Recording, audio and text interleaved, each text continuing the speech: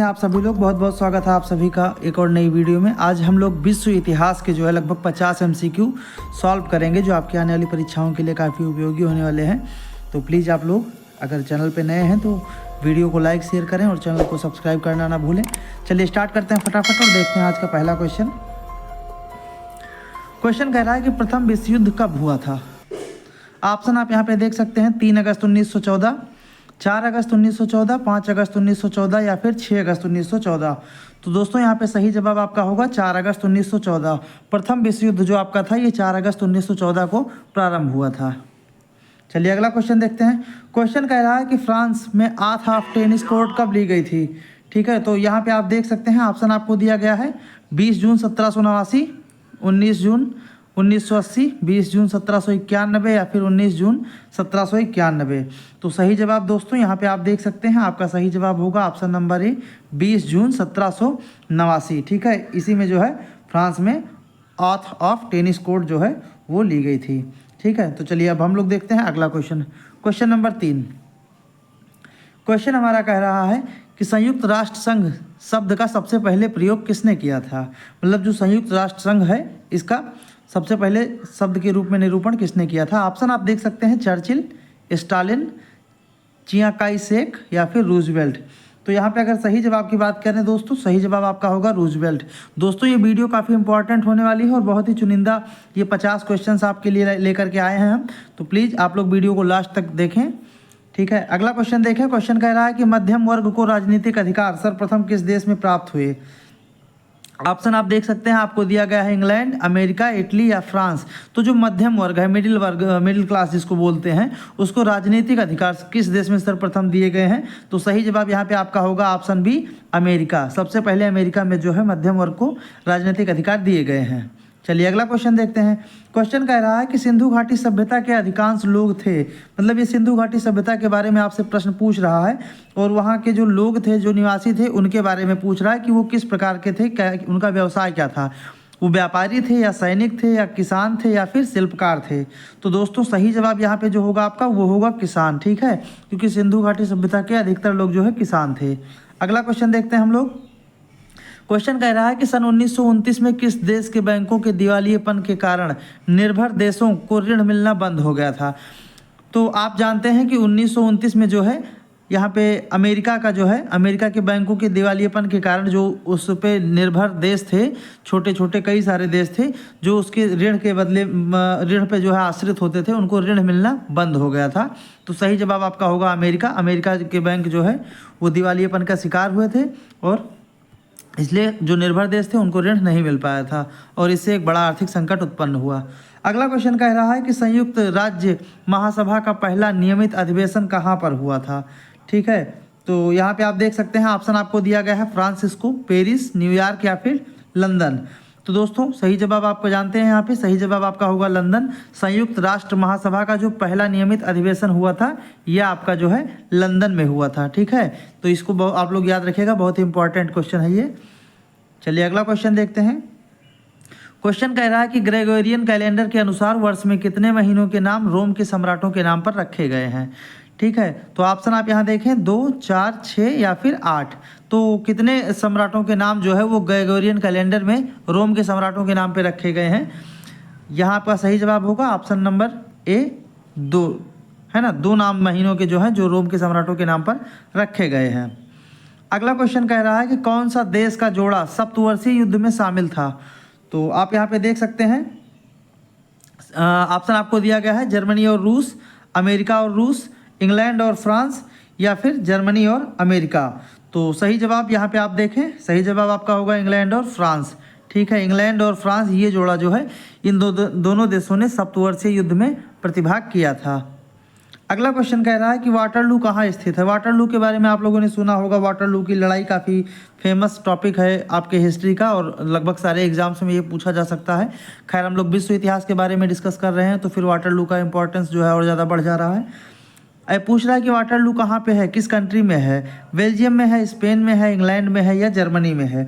तो अगर आप लोग जानते हैं तो फटाफट आप लोग कमेंट में आंसर कीजिए। ठीक है, अगर नहीं जानते हैं जो लोग वो याद कर लें, ये आपका वाटरलू जो है ये बेल्जियम में है। ठीक है, अब इसको आपको याद रखना है, आपको भूलना नहीं है। वाटरलू आपका बेल्जियम में है। चलिए अगला क्वेश्चन देखते हैं हम। क्वेश्चन कह रहा है कि पुनर्जागरण काल में ग्रीको रोमन प्राचीन अध्ययन में रुचि को किस नाम से जाना गया। ठीक है, तो ऑप्शन आपको यहाँ पे दिया गया है। इसको व्यक्तिवाद के नाम से जाना गया है, सुखवाद के नाम से जाना गया है, मानववाद के नाम से जाना गया है, या इनमें से कोई नहीं। तो सही जवाब यहाँ के आप देख सकते हैं दोस्तों, सही जवाब आपका होगा ऑप्शन सी, मानववाद। ठीक है, इसको मानववाद के नाम में से जो है या उसके रूप में जो है जाना जाता है। चलिए अगला क्वेश्चन देखते हैं हम लोग, क्वेश्चन नंबर 12।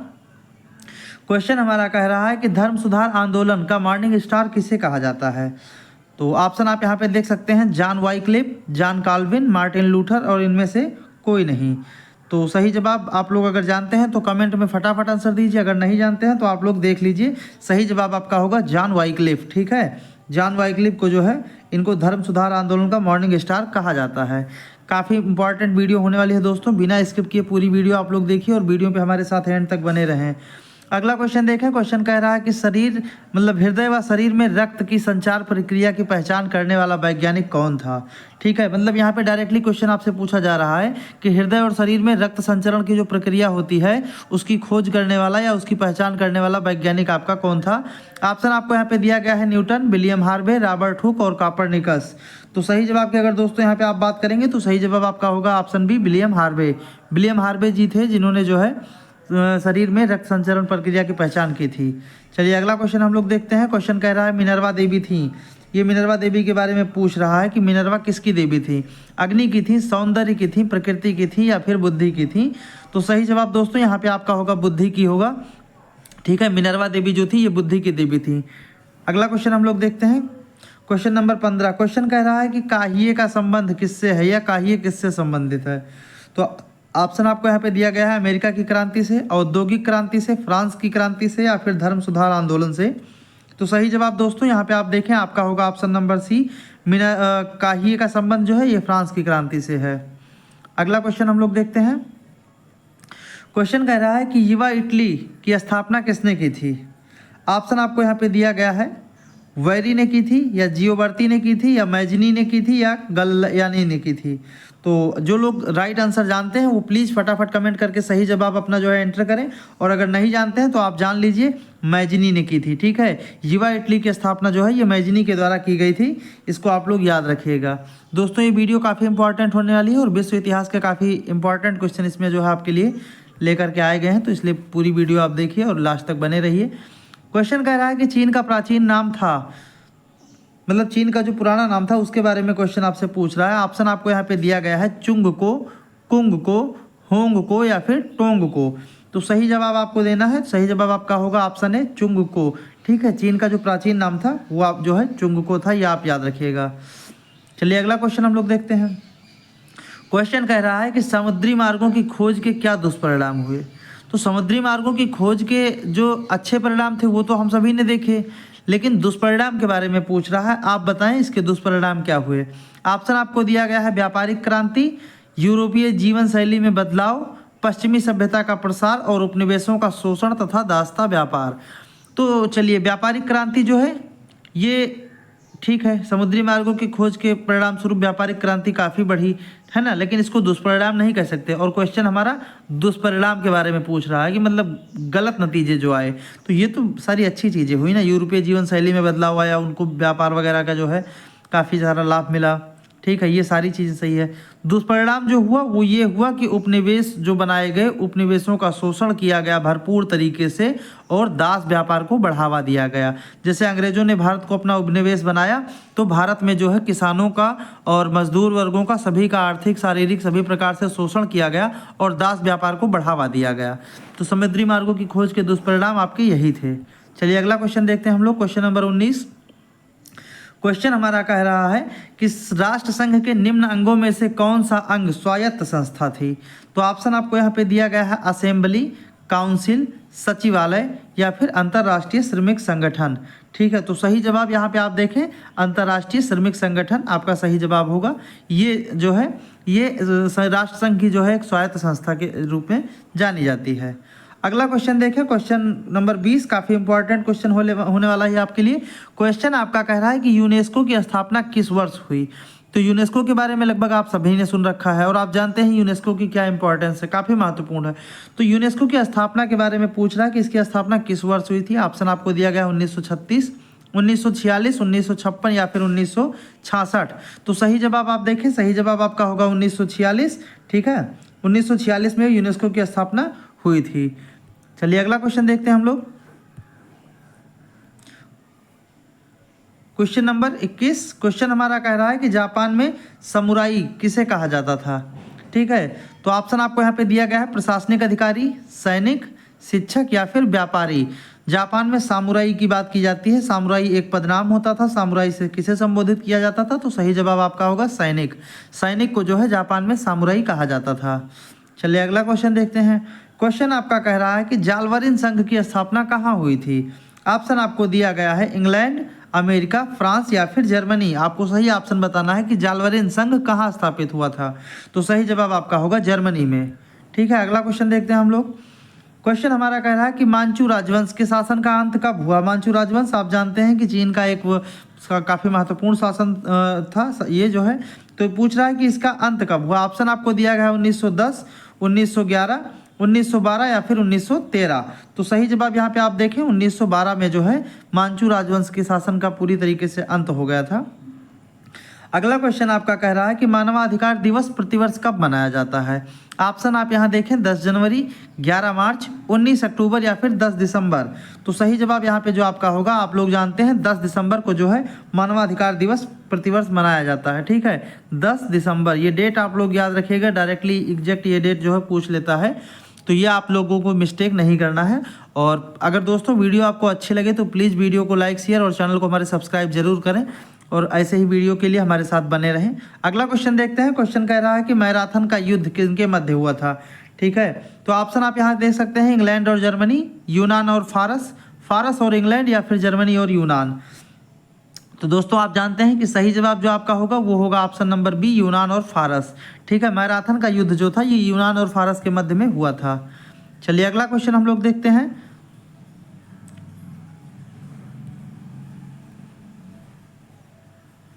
क्वेश्चन हमारा कह रहा है कि एथेंस में सर्वप्रथम संहिता का निर्माण किसने किया था।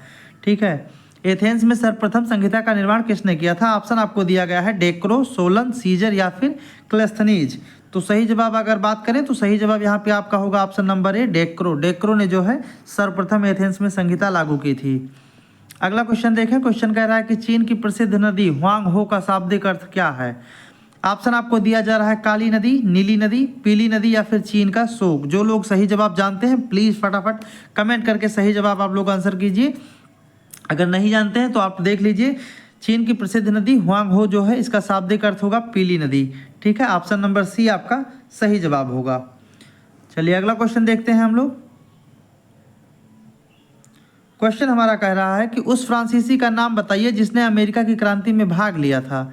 ठीक है, तो ऑप्शन आप यहाँ देख सकते हैं। ऑप्शन आपको दिया गया है रूसो, दीदरो, लफायते या फिर मिराबो। ठीक है, तो आप अगर जानते हैं तो फटाफट आंसर कीजिए, अगर नहीं जानते हैं तो आप लोग देख लीजिए। सही जवाब यहाँ आपका आपको जो होगा वो होगा लफायते। ठीक है, लफायते जो थे ये अमेरिका की क्रांति से जो है जुड़े हुए थे और ये मूल रूप से फ्रांसीसी थे।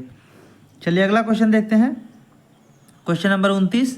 क्वेश्चन हमारा कह रहा है कि किस आधुनिक गणराज्य में सर्वप्रथम 1848 में ही सबको मताधिकार दे दिया गया था। ऑप्शन आपको यहाँ पे दिया गया है रूस, डेनमार्क, स्पेन और स्विट्जरलैंड। मतलब कहाँ पे जो है दे दिया गया था सबको मताधिकार 1848 में ही। तो सही जवाब की बात करें, सही जवाब आपका होगा स्विट्जरलैंड। स्विट्जरलैंड में जो है 1848 में ही वहाँ के आम नागरिकों को मताधिकार दे दिया गया था। चलिए अगला क्वेश्चन देखते हैं। क्वेश्चन कह रहा है कि बिना प्रतिनिधित्व के कर नहीं, यह किस स्वतंत्रता संग्राम का नारा है। मतलब यदि प्रतिनिधित्व रहेगा तो कर मिलेगा, यदि प्रतिनिधित्व नहीं रहेगा तो कर नहीं मिलेगा। ये नारा जो है आप देख सकते हैं चीनी स्वतंत्रता संग्राम से संबंधित है या अमेरिकी स्वतंत्रता संग्राम से संबंधित है, जापानी स्वतंत्रता संग्राम से संबंधित है या फिर भारतीय स्वतंत्रता संग्राम से संबंधित है। तो आपको अगर सही जवाब यहाँ बात करें तो सही जवाब आपको देना है अमेरिकी स्वतंत्रता संग्राम से संबंधित है। ठीक है, चलिए देखते हैं हम लोग अगला क्वेश्चन। क्वेश्चन हमारा कह रहा है कि भारतीय राष्ट्रीय आंदोलन के किस नेता ने द्वितीय अंतर्राष्ट्रीय सम्मेलन में भाग लिया था। ऑप्शन आपको दिया गया है बाल गंगाधर तिलक, लाला लाजपत राय, दादा भाई नौरोजी या फिर गोपाल कृष्ण गोखले। सही जवाब आपसे अगर पूछेंगे तो सही जवाब आपका दादा भाई नौरोजी। ठीक है, दादा भाई नौरोजी जो है ये भारतीय राष्ट्रीय आंदोलन के जो है नेता थे और उन्होंने द्वितीय अंतर्राष्ट्रीय सम्मेलन में भाग भी लिया था। ठीक है, दादा भाई नौरोजी। दादा भाई नौरोजी जो है ये मूल रूप से पारसी थे। इनके बारे में और भी जान लीजिए तो इन्होंने भारतीय आय का जो है सर्वप्रथम आकलन दादा भाई नौरोजी के द्वारा ही किया गया था। चलिए अगला क्वेश्चन देखते हैं हम लोग। Question number 32। क्वेश्चन हमारा कह रहा है कि हिटलर का जन्म किस देश में हुआ था। तो ऑप्शन आपको यहाँ पे दिया गया है ऑस्ट्रिया, इटली, जर्मनी या फिर रूस।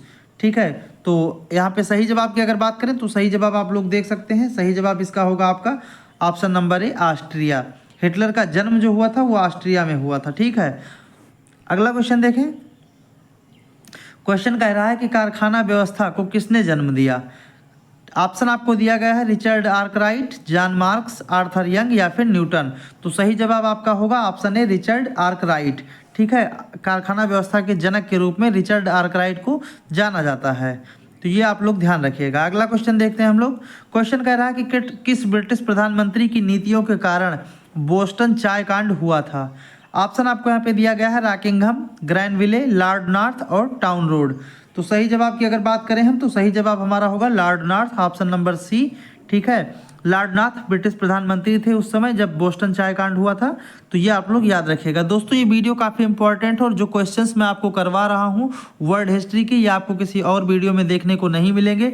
सो प्लीज़ दोस्तों वीडियो को पूरा देखिए। अगर वीडियो पसंद आए तो चैनल को लाइक, शेयर और सब्सक्राइब भी करें। चलिए अगला क्वेश्चन देखते हैं हम लोग। क्वेश्चन कह रहा है कि टाउनसाइड ने अमेरिका में 1767 ईस्वी में धन वसूली करने के लिए क्या प्रयास किया था। ऑप्शन आपको दिया है गृह कर की वसूली की, अप्रत्यक्ष कर लगाए, खानों पर कर लगाए या परोक्ष रूप से कर लगाए। तो सही जवाब यहाँ पे आपका होगा जो है अप्रत्यक्ष कर लगाए गए थे। ठीक है, अप्रत्यक्ष कर लगा करके जो है धन की वसूली की गई थी। चलिए अगला क्वेश्चन हम लोग देखते हैं। क्वेश्चन कह रहा है कि निम्न में से कौन सा बुद्धिवादी अमेरिका के स्वतंत्रता संग्राम से संबंधित नहीं था। ठीक है, ऑप्शन आप यहाँ देख सकते हैं Jean Jacques Rousseau, John Austin, Samuel Adams या फिर पैट्रिक हेनरी। तो ये पूछ रहा है कि कौन बुद्धिवादी अमेरिका के स्वतंत्रता संग्राम से संबंधित नहीं था। तो सही जवाब आपका होगा जीन जैक रूसो।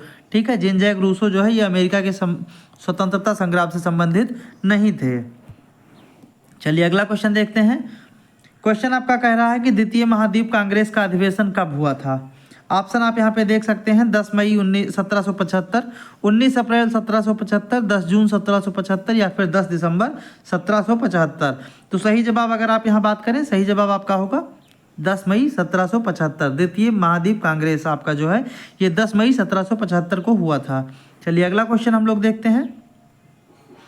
क्वेश्चन कह रहा है कि किस संधि के पश्चात अमेरिका संयुक्त राज्य अमेरिका के रूप में स्थापित हुआ। बहुत ही इंपॉर्टेंट क्वेश्चन है ये दोस्तों आपके लिए। इस क्वेश्चन को आप रट लीजिए एकदम से कि किस संधि के पश्चात अमेरिका जो है ये संयुक्त राज्य अमेरिका के रूप में स्थापित हुआ। ऑप्शन आपको यहाँ पे दिया गया है फिलाडेल्फिया की संधि, सेंट स्टेफानो की संधि, पेरिस की संधि या वियना की संधि। तो सही जवाब की अगर बात करें दोस्तों सही जवाब आपका होगा ऑप्शन सी पेरिस की संधि। पेरिस की संधि के पश्चात जो है अमेरिका जो है वो संयुक्त राज्य अमेरिका के रूप में स्थापित हुआ। चलिए अगला क्वेश्चन हम लोग देखते हैं। क्वेश्चन हमारा कह रहा है कि फ्रांस के किस विचारक ने चर्च को बदनाम चीज कहकर चर्च के एकाधिकार का विरोध किया। ऑप्शन आप यहाँ पे देख सकते हैं। ऑप्शन आपको दिया गया है दांते, रूसो, वाल्टियर या फिर इनमें से कोई नहीं। तो सही जवाब की अगर बात करेंगे दोस्तों तो सही जवाब आपका होगा वाल्टियर। वाल्टियर जो थे इन्होंने चर्च को बदनाम चीज कह करके चर्च के एकाधिकार का विरोध किया था। अगला क्वेश्चन हम लोग देखते हैं। क्वेश्चन कह रहा है कि रोबोस्फियर किस ग्रंथ को अपने तकिए के नीचे रखकर सोता था। ऑप्शन आपको पे यहाँ दिया गया है सामाजिक संविदा, फाइस के खत, पर्शियन लेटर्स या फिर नवल हालोस। सही जवाब यहाँ पे आप देखें सही जवाब आपका होगा ऑप्शन है सामाजिक संविदा। ठीक है, सामाजिक संविदा को जो है वो तो अपने तकिए के नीचे रख करके सोते थे। अगला क्वेश्चन देखें हम लोग। Question number 41। क्वेश्चन कह रहा है कि यह छोटा सा कागज का टुकड़ा ये जो है एक मानव अधिकारों के घोषणा पत्र था आया था उसके बारे में बात की जा रही है। मानव अधिकारों का घोषणा पत्र उसे कागज का टुकड़ा कह करके नेपोलियन के समस्त सेना से अधिक प्रभावशाली सिद्ध हुआ। यह कथन किसने कहा था। ऑप्शन यहाँ पे आप देख सकते हैं मिराबो, रूसो, स्मिथ या फिर लॉर्ड एक्टन। तो सही जवाब यहाँ पे आपका होगा लॉर्ड एक्टन ने। लॉर्ड एक्टन ने जो है मानव अधिकारों का घोषणा पत्र जो आया था उसको जो है नेपोलियन की समस्त सेना से अधिक प्रभावशाली बताया था। अगला क्वेश्चन हम लोग देखते हैं। क्वेश्चन हमारा कह रहा है कि अमेरिका के स्वतंत्रता संघर्ष में फ्रांस ने किन यूरोपीय शक्ति के विरुद्ध अमेरिका का साथ दिया। ऑप्शन आप देख सकते हैं जर्मनी, रूस, इंग्लैंड या फिर जापान। तो यहाँ पे सही जवाब आपका होगा ऑप्शन सी इंग्लैंड।